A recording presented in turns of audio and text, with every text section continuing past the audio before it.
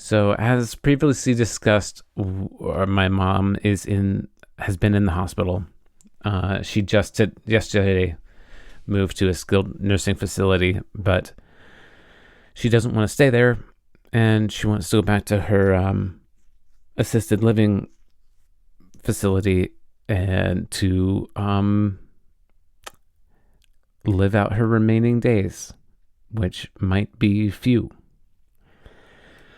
So it's been a lot getting to this point and dealing with this point, and just lots of tears, lots of there's no words for it. There's no words for it. It's rough. Hello, listener. Thanks for tuning in to our podcast where we process our trauma in... Nah, fuck you. It's not about you, listener. No, This isn't about you. We love you, but this isn't about you.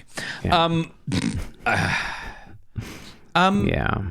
I don't know. I hope you'll forgive the potential clumsiness of this question. Absolutely. But I'm just going to steamroll it ahead and see what happens.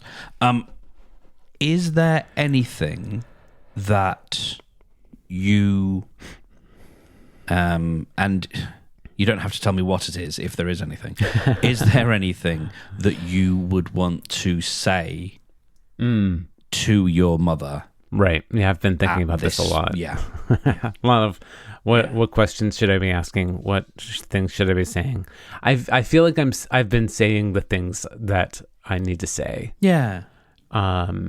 We've actually had some pretty good loving talks in the hospital and in her care facility before she got to the hospital. And we've been reconnecting quite a bit over the past 6 months or more. Actually, yeah, maybe about a year. And it's been good. It's been really good for her. It's been good for me. There's been a lot of distance throughout my life with her, and it's from which direction?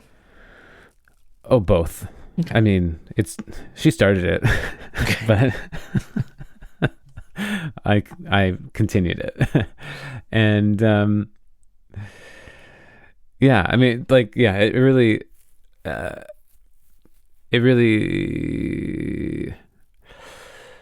it started in many ways during my childhood. Like, part of it was that my dad tuned out at a certain point around like age 6 or 7, and then my mom got really depressed about that and wanted to leave, but wanted to stay together for the kids. And then, just kind of tumbled further and further into a depression. And then my sister really wanted to go to a school that was just a little bit too far away. And my dad wanted to stay where he was. So my mom moved into an apartment with my sister in a different city so that their commute could be smaller. So instead of going like an hour and a half, 2 hours a day in traffic, it would be, like 20 minutes, which makes sense for the commute. It doesn't make sense for the lonely little boy who needs love and support and health care and dental care and good nutrition and attention.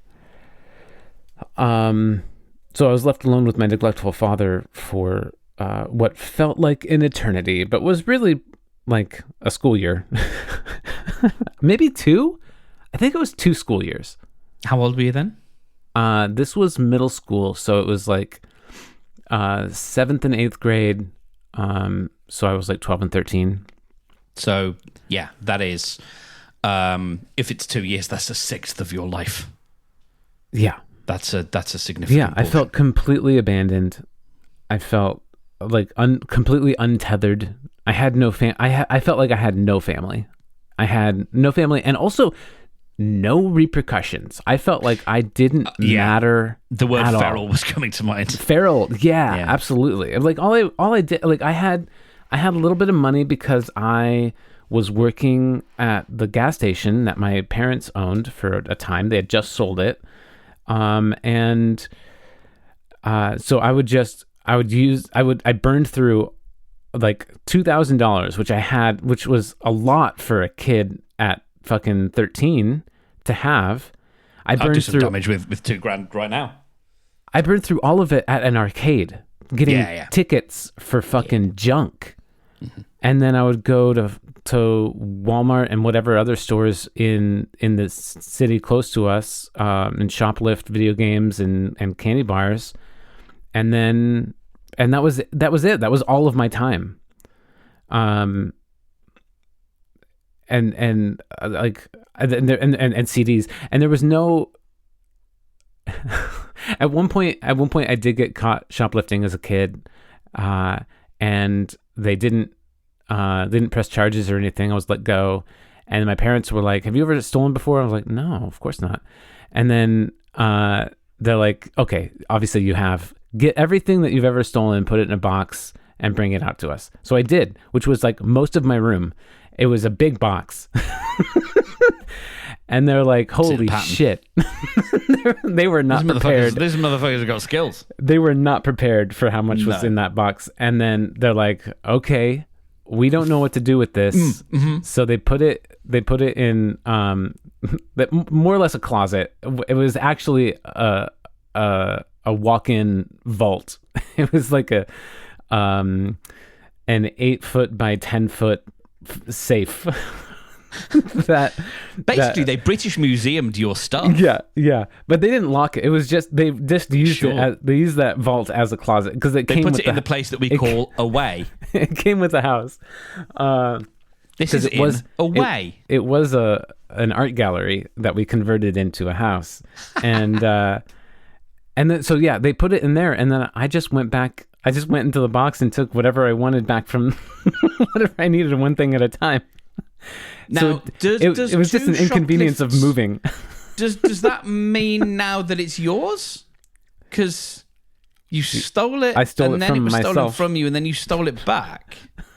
So I think that means it's yours now. I think this is money laundering. I think this is how money laundering works.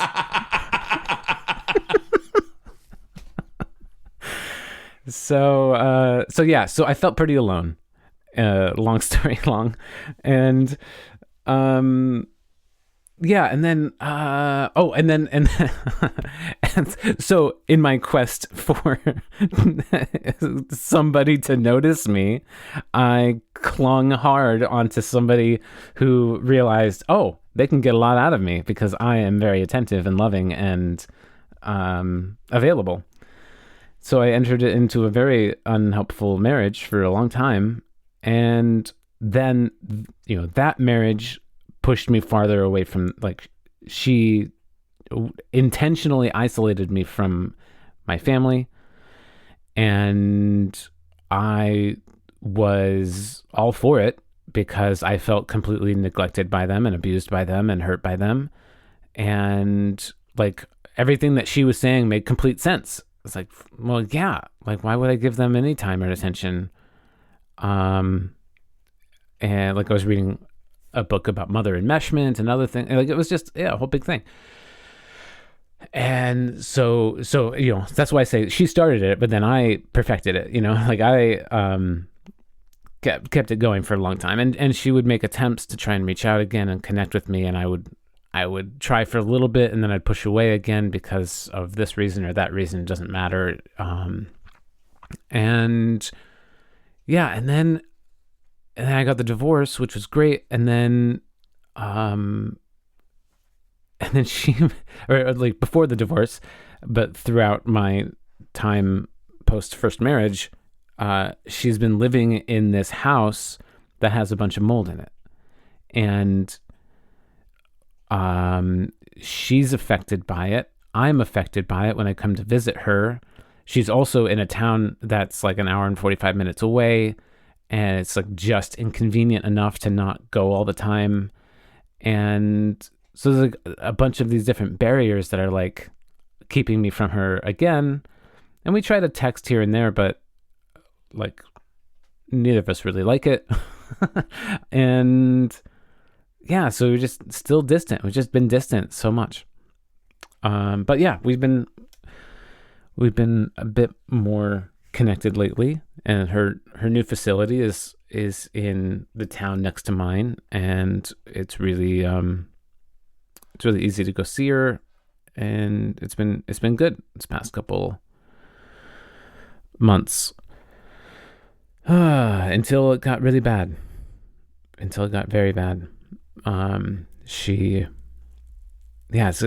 a kind of an avalanche of different symptoms all got super bad, and she's been diet coking herself to death, and it breaks my heart. Mm-hmm. And she switched to water at one point, and she was off of it, and she was doing great. Her health was improving, like things were actually getting a lot better. And then Jim died, and she went back to it, and it was like she just wanted one. She's like, I want some comfort, and she had one, and then it snowballed again, and she this really is purely my curiosity. This isn't me with any kind of agenda. Like, how much Diet Coke are we talking? Like probably between at the peak, what it's been kind of lately, I think it's between 2 and 4 cans a day. And everybody is being so supportive. Mm-hmm. You and Margaret and Carl and Cameron and anybody who knows about it, it's been really nice. It also feels really weird to be comforted. Well, probably because of the history I just outlined. Mm-hmm. I'm not used to really being comforted that much. What do we do with this? But it's weird. Like I feel like I'm not deserving of it. I'm not the person that needs it. And like, sure I do, but also, I'm not the one dying. No, but your mum is not Carl and Cameron's friend and Margaret's husband. Yeah, but like also, Carl's going through divorce. Cameron's, he's got his things going on. Margaret's got her things going on. Like, yep, we've all got stuff going on. It's not a zero-sum game. Exactly. Well, yeah. I just mean like, I think love is not finite. True. I know, man. I know, man. Man. Those are all just excuses for why you don't, you're finding it hard to accept the love. And True. And the care. True. And it's understandable why you do. Yeah. But God damn it, it's there and you better fucking deal with it. Well, I'm trying to deal with it, yeah. Yeah. It's it's odd. It's an odd feeling having so much love to give and feeling so hard at taking it. But I do appreciate it. I'm very happy with all that, the community that I've got around me.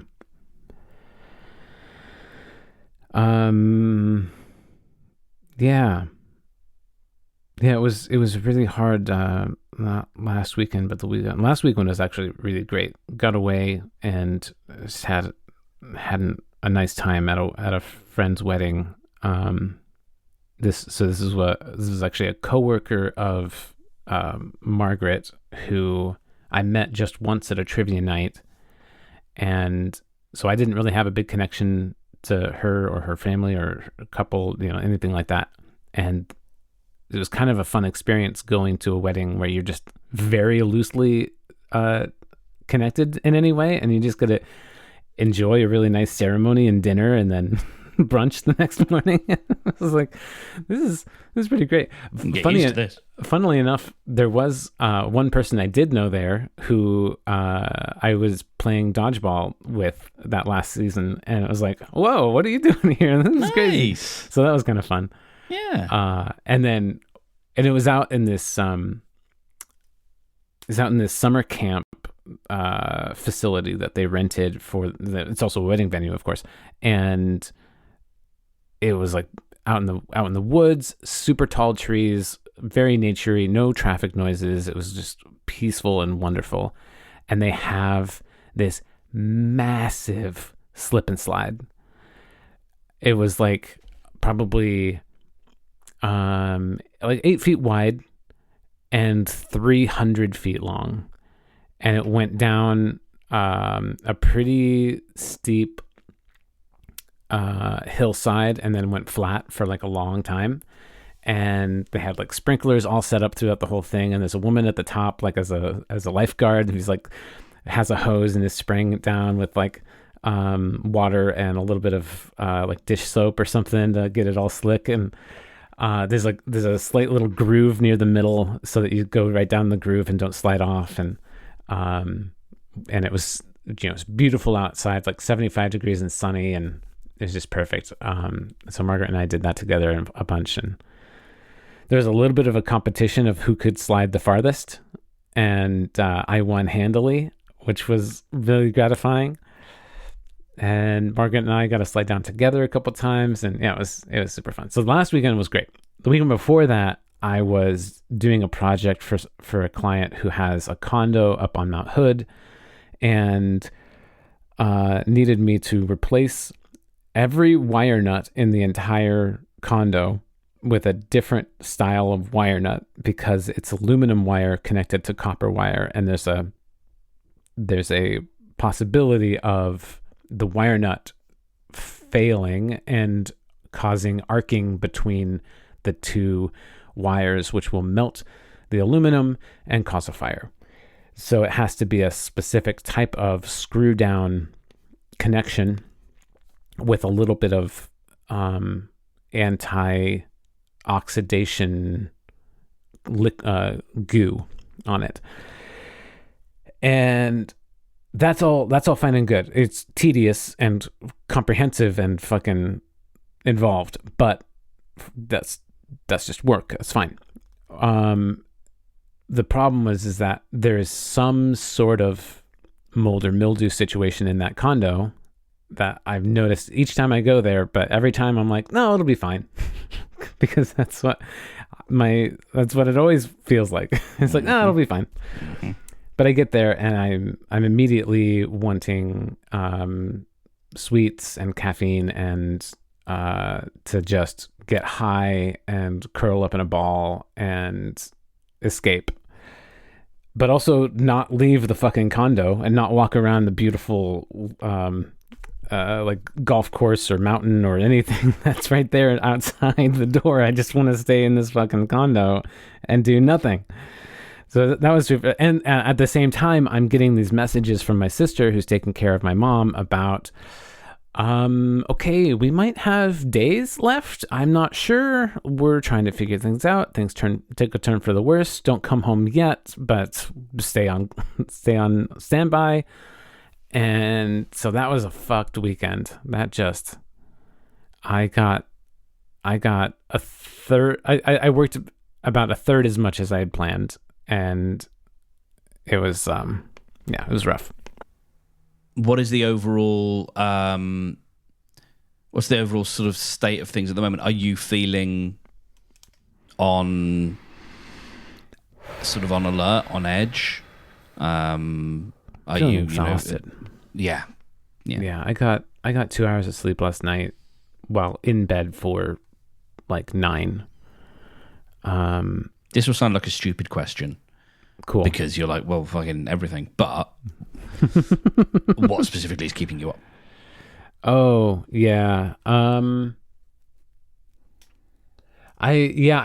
when I was laying down at one point, like soon after I laid down, I just started bawling And I was thinking, like, okay, what am I actually crying about? Like, what's the thing that's making me sad? And it's like, okay, well, of course, my mom, but also, like, I don't, as previously stated, I don't feel a big connection with my mom. There's a big severance there, and we've been working together on rebuilding our relationship recently, but I don't feel like, oh, I'm so sad because she's my mother and we have this bond, and it's like, that's just not there. Yeah. To me, I wouldn't. Not that you are, but I wouldn't worry too much about why you're crying. Because I'm not. Yeah, exactly. I'm not worried about it. You've got to. You're just dealing with a lot, and that's that's one way. Dogs shake out the trauma. Yeah, exactly. And that's how it's because there's a lot going on. I remember being a small child, and I would start crying, and my mum would ask, "What's wrong?" And I would say, "I'm crying." yeah, exactly.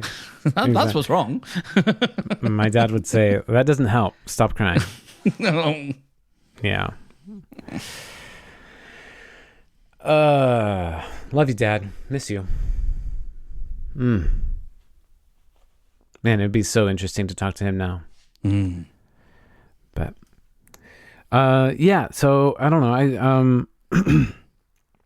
I just felt I felt too tired to sleep.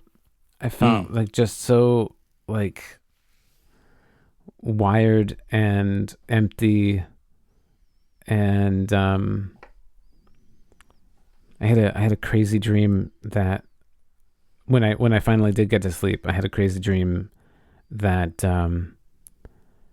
my mom like was putting in the effort to live, and like was back at her facility and trying really hard and doing a bunch of good things, and then she actually got so much better that she could walk around again, and she stood up and stood next to me. I was like, "Whoa, Mom, you're standing. Are you like, do you need a chair or to grab onto something or whatever?" And she's like, "Oh no, I'm good." And she takes a step backwards and falls down, and her head pops off like a Lego.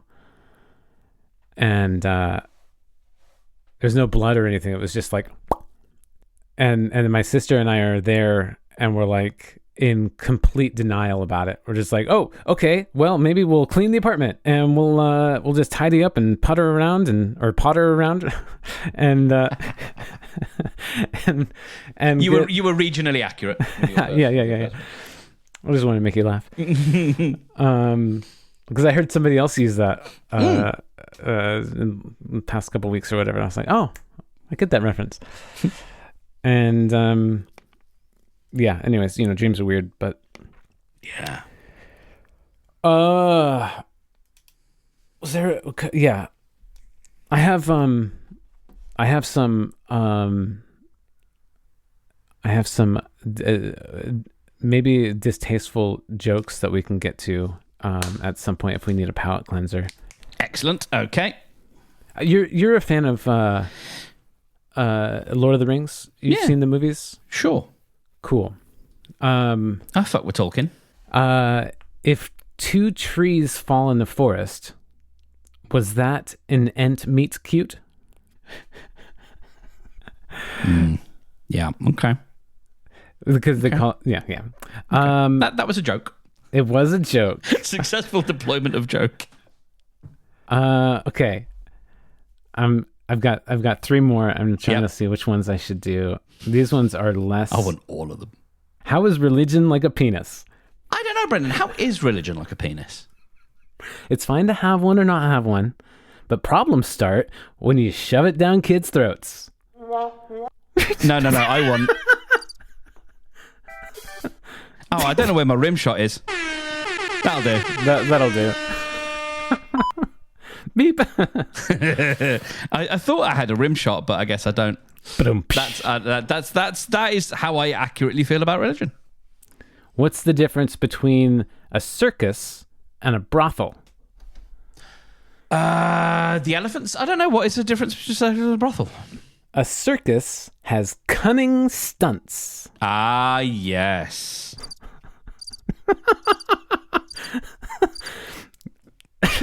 It's rather cruel that the my little device here has that, but it doesn't have, and it has, that. Yeah. It has but all the it doesn't have a sounds. rim shot. That's silly. It's so silly.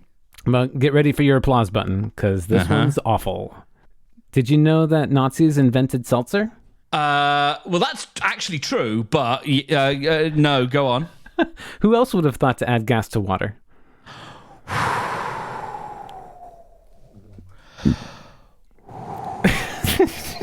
No sound effects.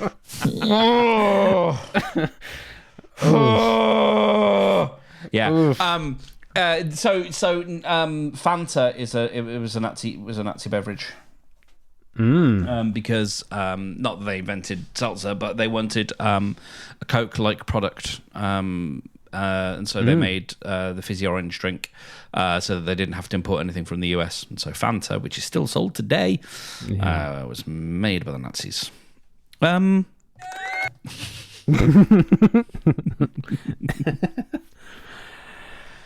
What is something that you can look forward to this week? I'm very excited for the Weekender that we're doing in a week and a half, in 2 weekends. Yeah, that's going to be fucking cool, man. Mm-hmm. Later today, I have the fourth or fifth out of 7 of the marriage course that Margaret and I are going to, which has been really fun. It's a potluck every time, and people have been bringing like really good food. It's been a really good spread each time, and the video series has been very it's very well produced. It's an enjoyable watch, and it's got really good prompts to engage in conversation with. And it's kind of funny is that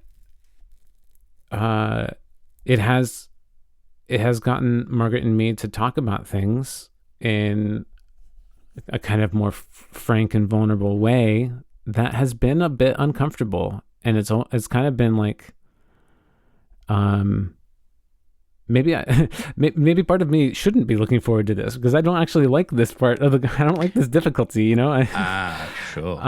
But I am looking forward to it, and I think that it's just a bit of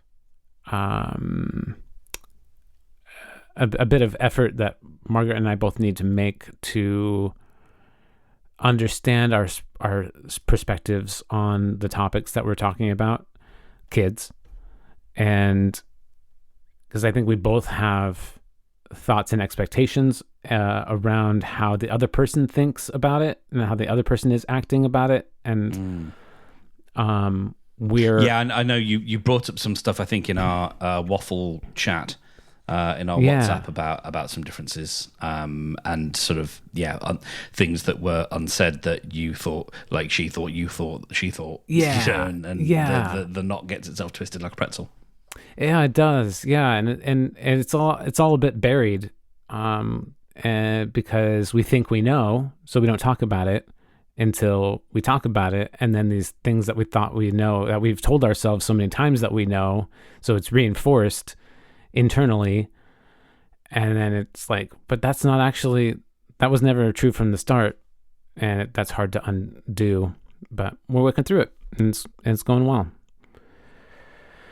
And then this weekend, the plan was that I was going to go back out to Welch's, to that condo that has mold in it, to finish up the job. But I think I'm going to postpone that, and because it doesn't need to be done until October, and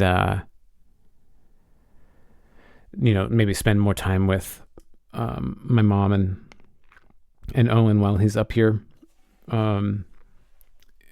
Yesterday I got to spend I got to spend half the day with Owen at a park, and that was just fantastic.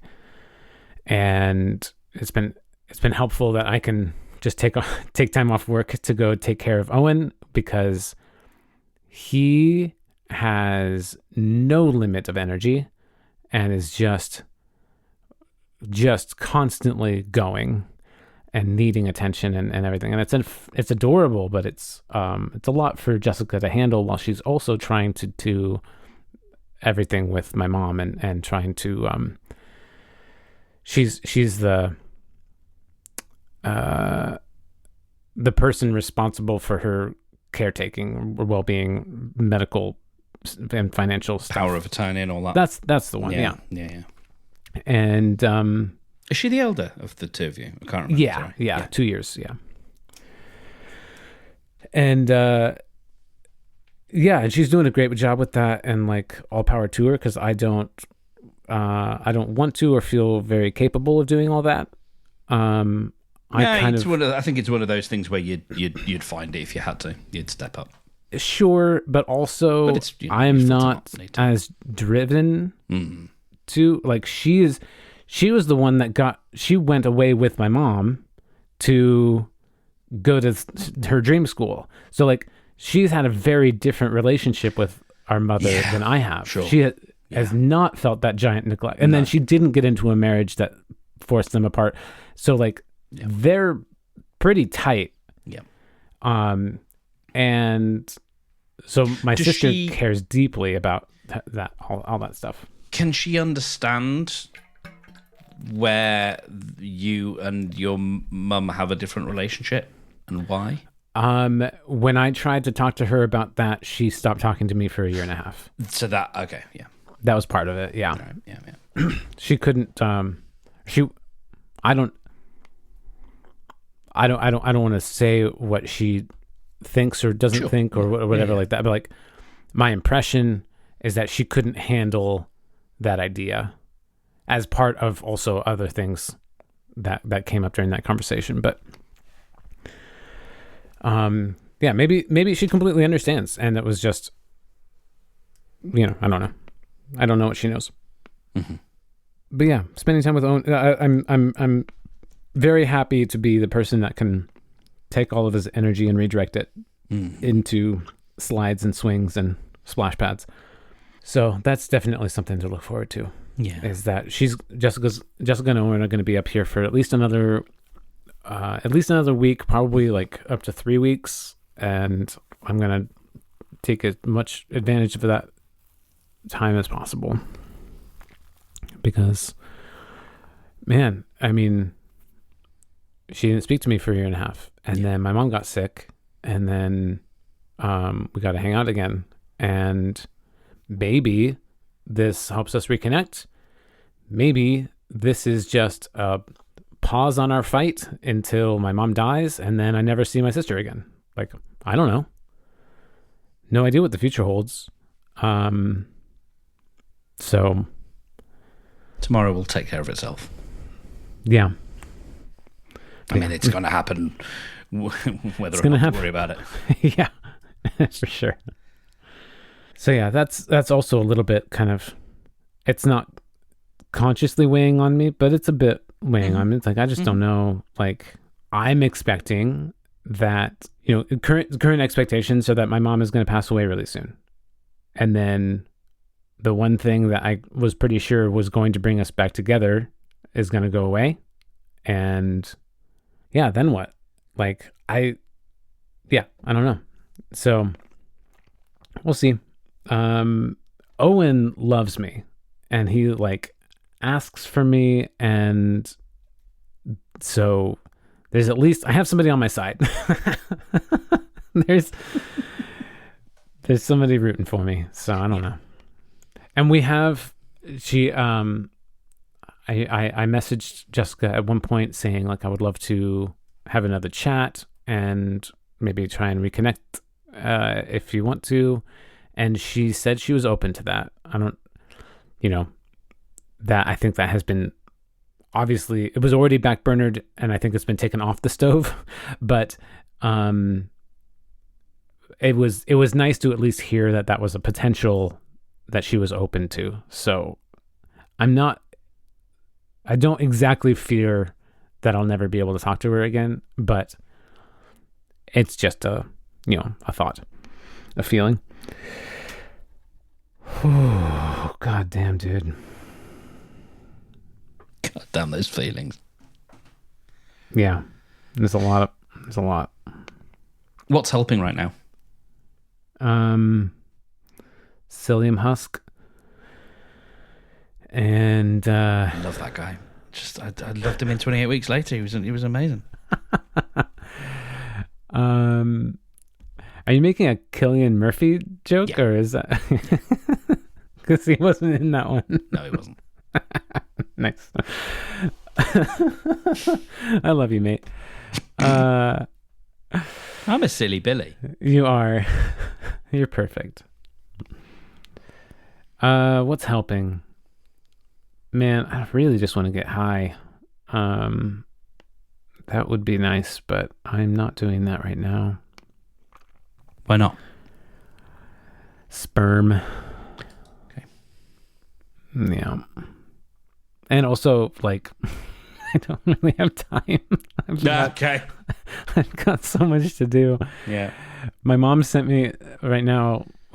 What she's capable of doing is going on Facebook Reels and sending me links to things that she thinks I'll enjoy, I guess. Okay. And she sent me a video of, one of those fucking AI voiceover bullshit things. And it's just a bunch of videos of cats getting binder clips put on the back of their neck and then freezing.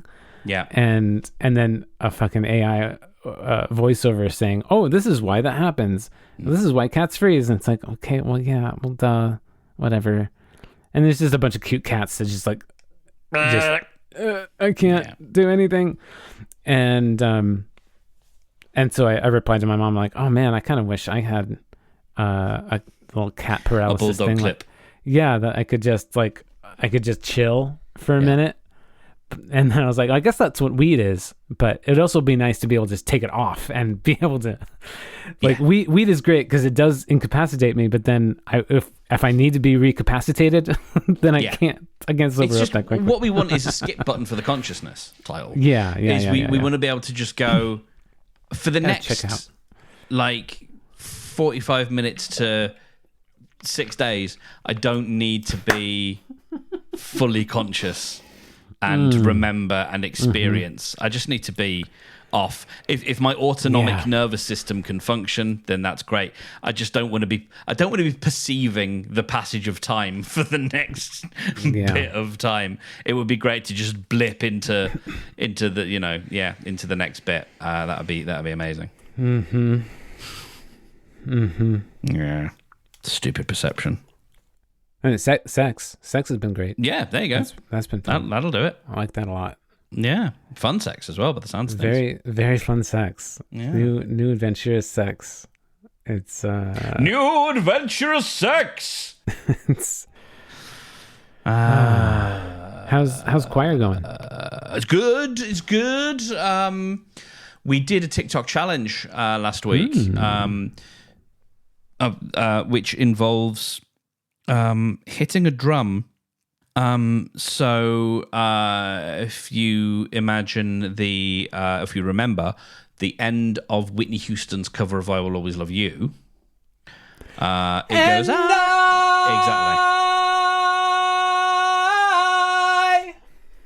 exactly. So before you get to that bit, we've got "I wish you love," and then it slows down. Yeah. And then there's a thump of a bass drum. And then we get into the key change. The challenge. Oh, yeah, I was way too... I was way flat. Yeah, it's fine. Like 5 notes? I wasn't here to, it's fine. So the challenge is to hit the drum at the same time as the drum is hitting the song. Nice. But it's challenging, and everybody thinks they can do it. Everybody thinks it's easy. Right. But everybody's always too early. Everybody's always too early. Yeah. Sometimes by half a second, because it slows down. And so, we filmed that. I filmed that, and we got a bunch of people to bang a drum, and it was really fun. That's awesome. And we had a really good giggle, and the day after, believe it was the day after, I went to. So there's a little mini sort of festival that happens once a year in a local park, and I haven't been going consistently, but I have been going since 2005. And I sort of tangentially, or not so tangentially, know one or two people who are involved in it, and that's all lovely. And what was great is we had a bit of a C90, that's the name of the singing group. We had a bit of a C90 meetup with a few of us there. And so I found myself, for the last sort of hour, sat on a big blanket with a couple and a friend, and I was interested in. So one of the people who I'm not going to name, just because if they ever hear this, which they won't, but if they ever hear this, I don't want them to feel awkward. But it's interesting how you can meet certain people and just go, you are instantly like, I don't know what you have, but you have like an aura of just ease and just like, you are easy to be around. And then it makes you realize, like, not that other people are hard to be around, but like some people really radiate that shit. And are just friendly. And this person's like, they identify as autistic, by which I mean, you know, they mention it. And it's like, okay, well, if any of the traits I thought I might expect from someone who says they're autistic, not that I'm denying that this person's experience, but like, you're really good with people on a natural level, which makes me think, you know, what's interesting about autism is like, I don't know. I'm starting to challenge my own thing about whether actually I am autistic. Like, I know I'm some level of neurospicy, or what I might say is I have maybe some of the traits of autism, but it is more environmental than it is sort of dyed in the wool. And yeah, it was really interesting to just like, when you notice, and it's like, yeah, like if you were to visualize people, you would just see certain people with just like this kind of white glow around them. That's just like, yeah, they're just super cool to hang with. Awesome. And yeah, it was really nice. Yeah, it was a really nice hang. Love Showed that. everyone my tattoo. Yeah. Listener, I got a tattoo. Birds on a branch. Yeah. Yes, I so we haven't actually discussed my couple of weeks. Yeah, man. But I did get a tatum on my little arm there, of three little birds, and that was, I think I thought it would be more significant. Is not the right word, but I thought it would be like a bigger deal in a sense, and it was like, pretty fine. Yep. I think that leads to why a lot of people tend to, if they get a tattoo, they tend to get many of them. Because once you get the first one, not only does it kind of feel good and it's an interesting process and stuff, but then it kind of feels less significant than you expect it to. Yeah. And then it's like, oh, well, if it's that easy and that not significant, like I might as well get more. Yeah. That's kind of how I have felt about it and stuff. Yeah. Yeah, it's funny. Like, I showed off my little tattoo, and then this person I was speaking to, who's also the person. Actually, no, I won't. Just again, I don't want to use any kind of identifiable information, just because it's like, why are you describing me in that way? But yeah, someone like then showed me like they've got ink all down one arm and stuff, and I'm just like, I've got my little tattoo, and I'm so proud of it. And they're like, yeah, you know, here's like, yeah, but yeah, it's not a competition. Yeah, for sure. But yeah, it was fun. So in other news, sort of I finished the complex PTSD book. Wow. Wow. and I don't know, man. Like, You don't know. I don't know, man. I've got my experiences and I've got my my difficulties and my trauma. Yeah. I've got my adverse experiences. Yep. And I went through some of them today with my therapist, and I have a therapist. And I don't know. There's like, I think part of what I was getting distressed by was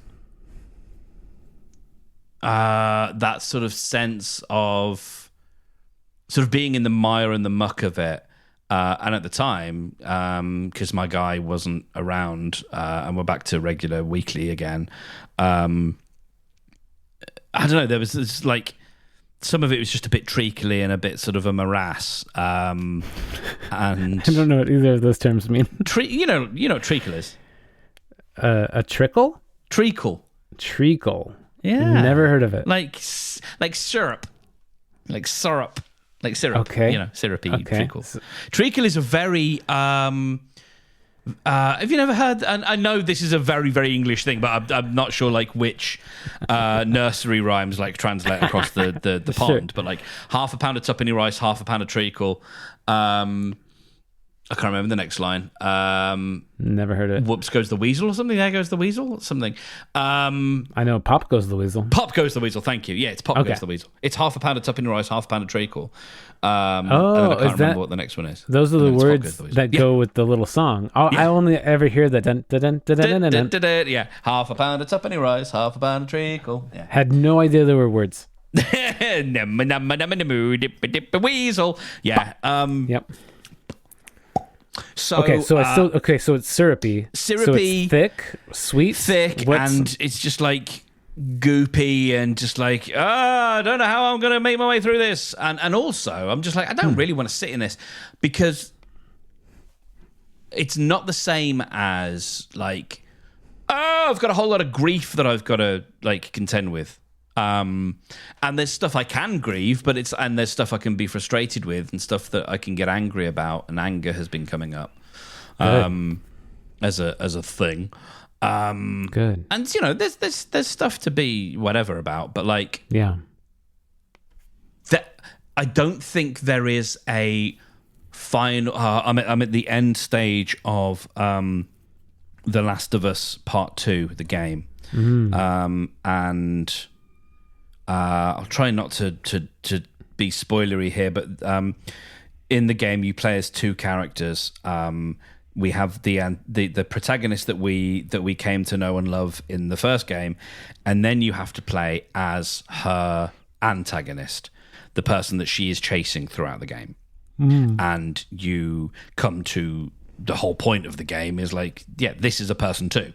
And this person's got their own stuff and their own trauma and their own good-heartedness. But they've also got their huge pain for which they also want to exact revenge.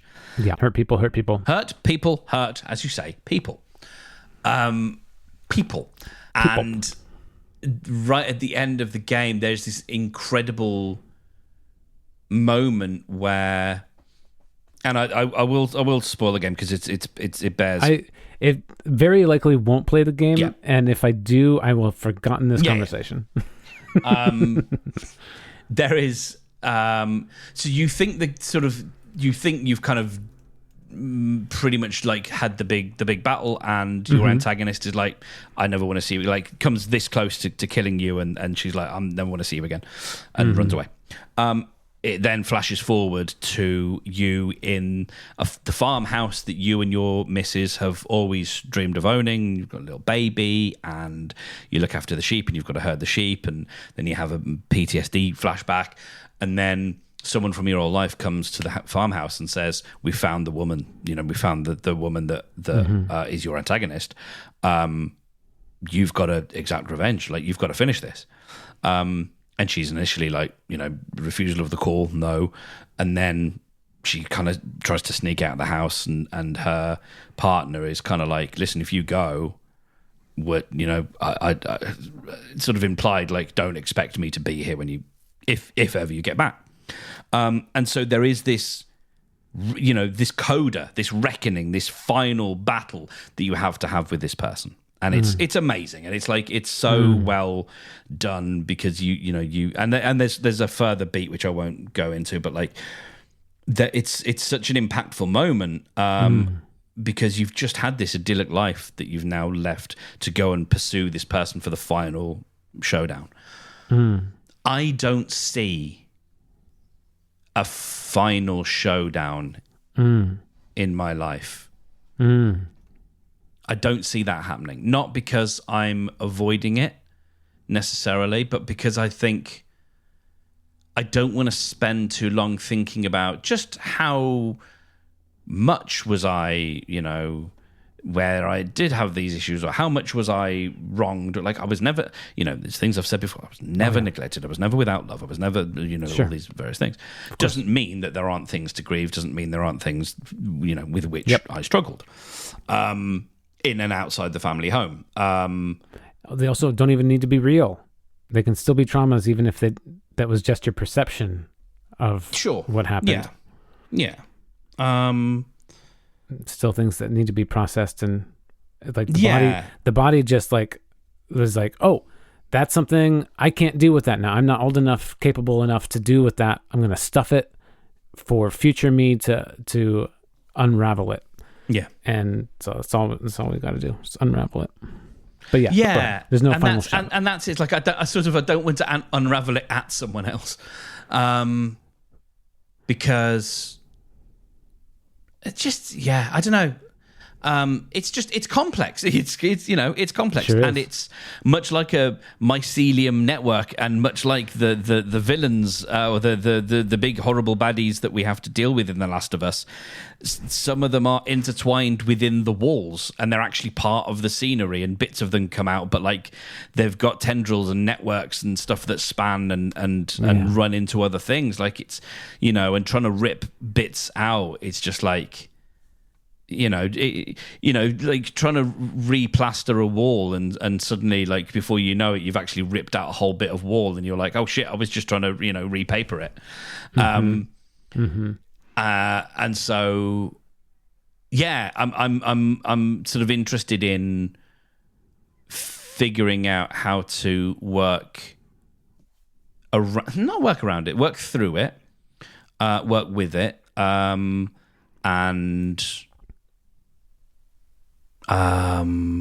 maybe spend some time being angry at the bits that I need to be angry at, spending time forgiving the bits that I need to forgive, and just ultimately just trying to be happy, and that is the way. This week it's been interesting because as I was on my way to see my guy this morning, I was like, it's nice because I'm re-finding and re-exercising that muscle of temperance, moderation,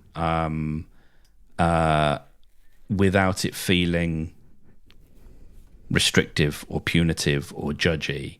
So I've got my little eating window, which I'm maintaining when it isn't fun to maintain. Sure.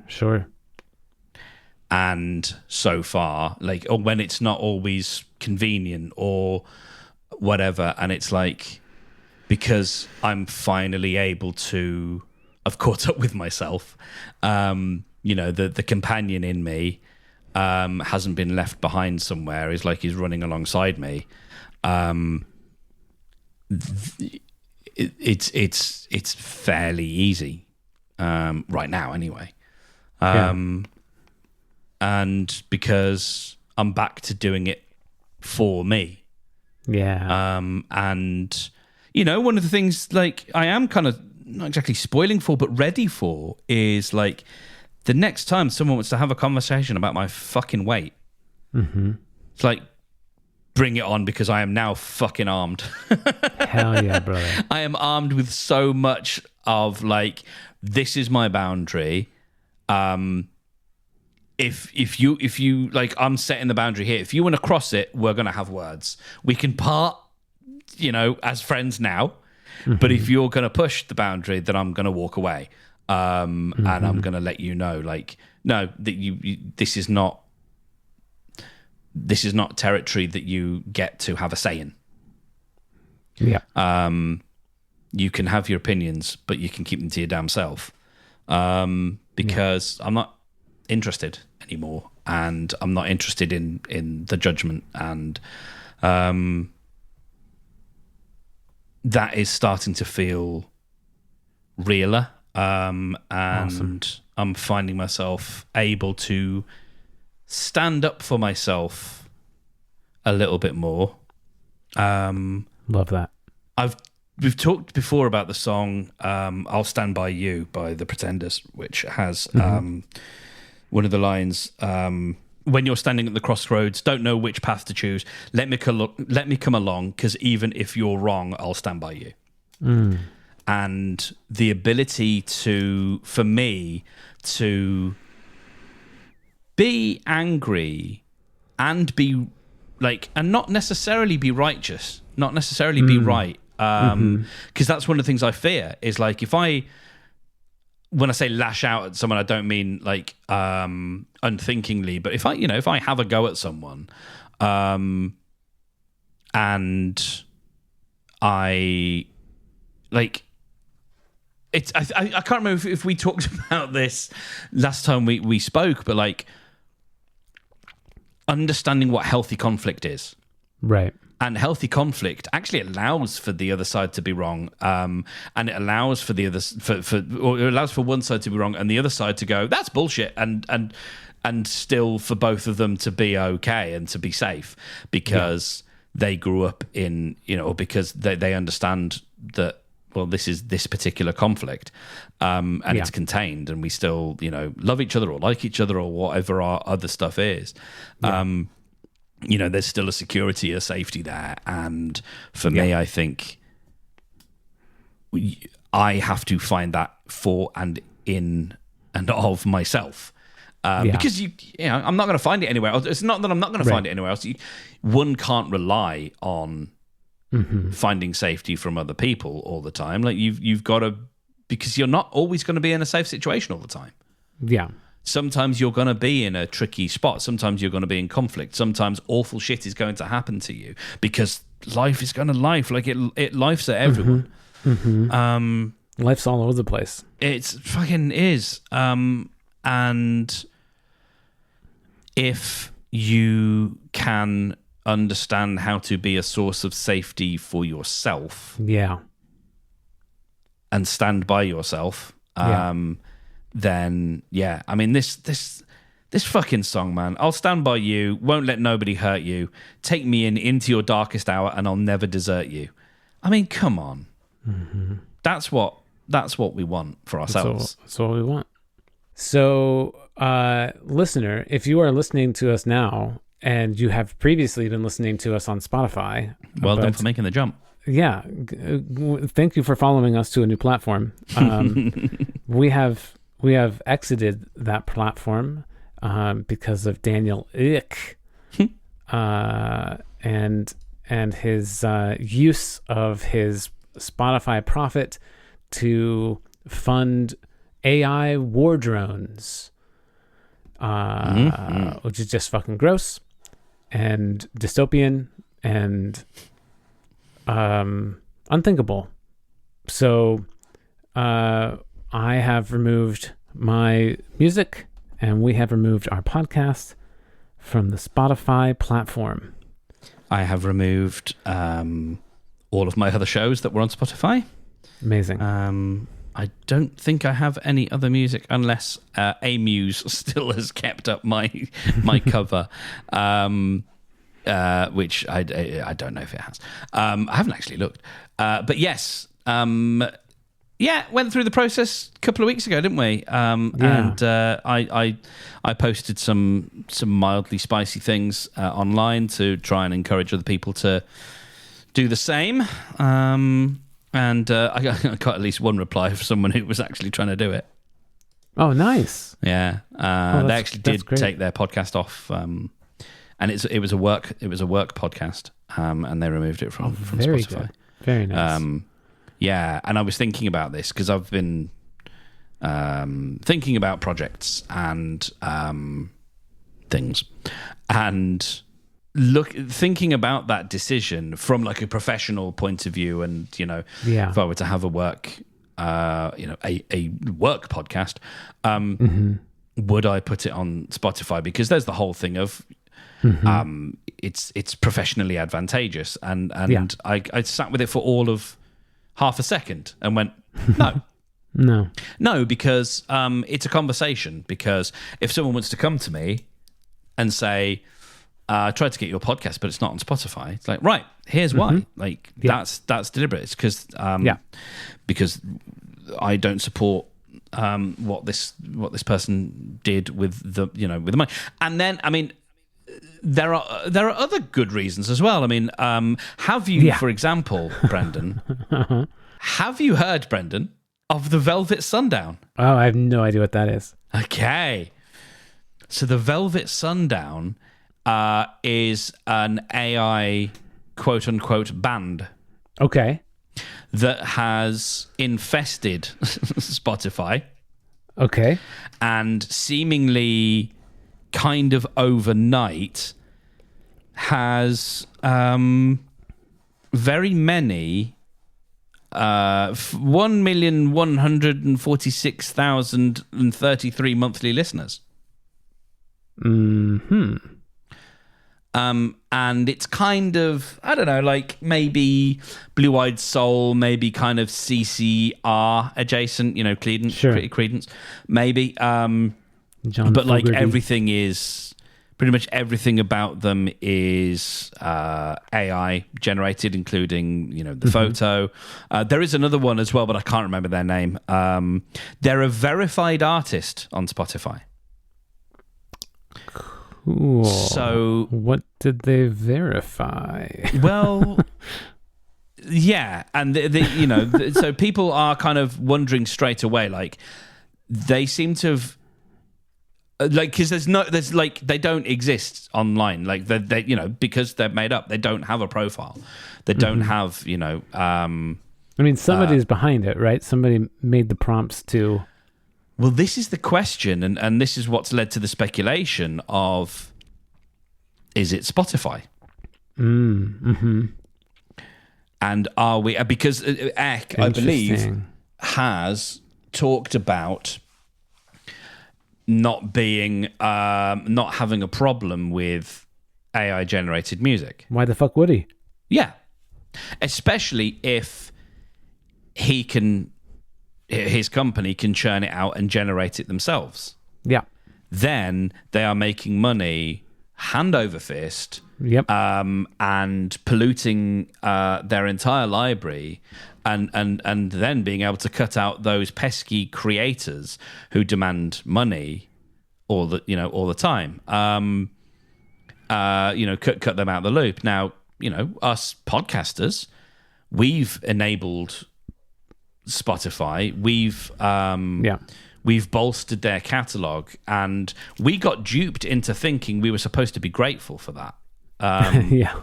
We were supposed to be grateful for the exposure, and that is one of the real sort of crimes of the internet, I think. And it's like, it's fair enough, whatever, like delete is appropriate, but like, there are justifiable things when you talk about Meta or Instagram, same company, because yes, Meta is making money, but it's making money through ads. It's not making money through subscriptions, so that's a slightly different thing. Whereas us contributing podcasts to the platform, which are just for whatever reason not valued in any monetary sense, but music is because of old systems. So the music has value, but the podcasts don't. But then people pay for Spotify off the back of listening to podcasts. And so like it is much more direct that we are contributing. And we've been led to believe that we were supposed to be grateful for that because we get this big audience. Now, it is different from an Apple or a Google because Apple have never Like it's helped their platform to have podcasting. Yeah. But they never sold, and they still have never sold a subscription for which podcasting is rolled in. You know, Right. you can get an Apple Music subscription that doesn't include podcasts; they're a separate thing. Yeah. And you know, Google, YouTube, you know, it's roughly kind of the same. It's, you know.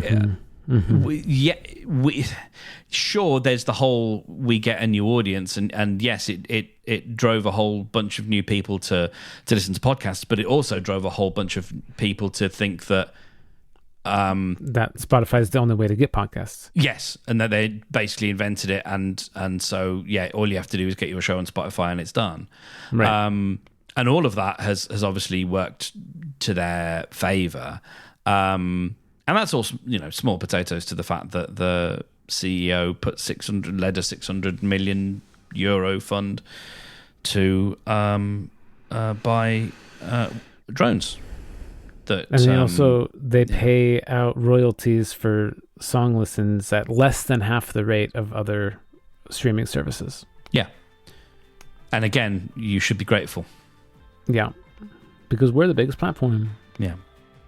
Well, as always, go say hi to your mom and boycott Spotify. Correct me if I'm wrong. You're not wrong. Go Hawks.